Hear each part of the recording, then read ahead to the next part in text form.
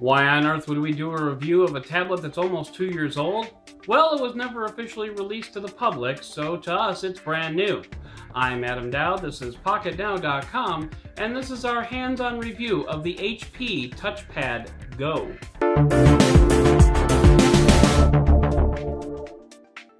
The HP TouchPad Go was to be HP's 7-inch offering in the tablet space. Due out in fall of 2011, it would have been one of the first 7-inch tablets ever.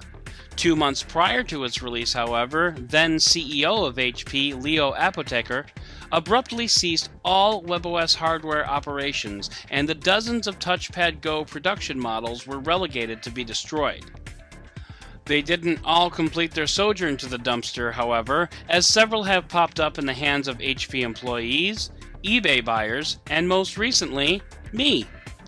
The TouchPad Go is exactly what you would expect it is. It's a tiny touchpad. The 7-inch diagonal screen has a resolution of 1024 by 768 with an unimpressive pixel density of 183 ppi.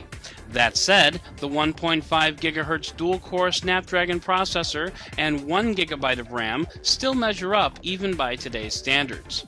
Rounding out the specifications, we have 16 GB of online storage, radios for Wi-Fi, Bluetooth, AT&T Cellular 3G, and GPS. The whole unit is a beefy 13 mm thick, but feels great in the hand due to the soft touch backplate. The TouchPad Go also sports 2 cameras, but that's where the camera excitement ends. The front-facing 1.3 megapixel camera is adequate for video calling, and that's about it. The rear-facing 5 megapixel shooter sports a single LED flash, but lacks autofocus, meaning you'd be better served bringing a Pre-3 with you if you plan to capture any special moments. Moving inside, we have a tablet running the WebOS that we all know and love. This particular unit came loaded with WebOS 3.0.2, 2 versions older than the latest release. There is a doctor available to load WebOS 3.0.5, but given the limited nature of the TouchPad Go's availability, we opted to stick with what was there and not risk anything. If you find yourself in possession of one of these gems, freeware, the Ultra Homebrew collection of patches and scripts becomes necessary rather than a nice addition. It is through freeware and a collection of homebrew apps and patches that you can trick HP's servers into thinking that this is a real touchpad and not a TouchPad Go, so that you can activate the device, sign into or create a new profile, and access the app catalog. The interface is exactly the same as a 10-inch touchpad, including cards, stacks, tossing cards away, slingshotting cards away, and even includes the famous Angry Birds Easter egg slingshot.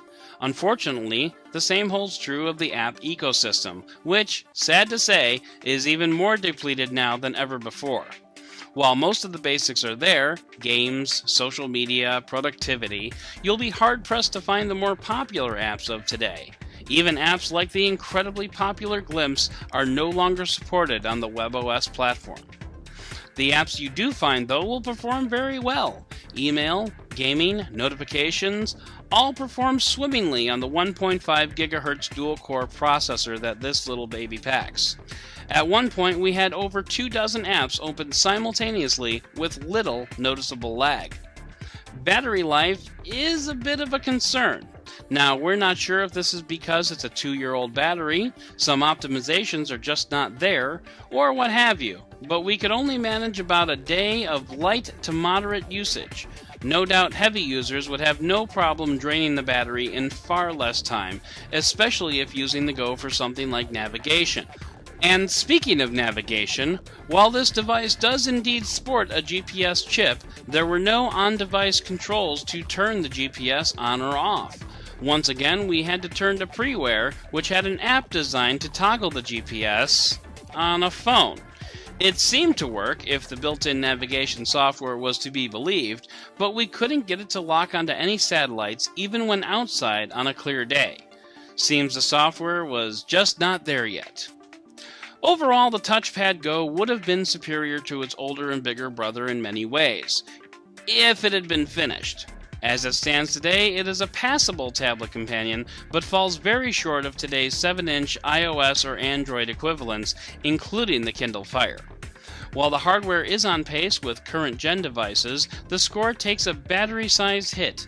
And of course, as has long been the case with WebOS, the user experience score is superb, while the software score drags it down like a boat anchor. We had to give the Touchpad Go an overall score of 7.3. That's going to do it for our hands-on review of the Touchpad Go, the little tablet that could. HP just wouldn't let it. If you liked the video, give us a thumbs up or a share. You can subscribe and or follow us in all the usual places. You can follow me on Twitter at DeadTechnology. Once again, I'm Adam Dowd with PocketNow.com, and I thank you for watching.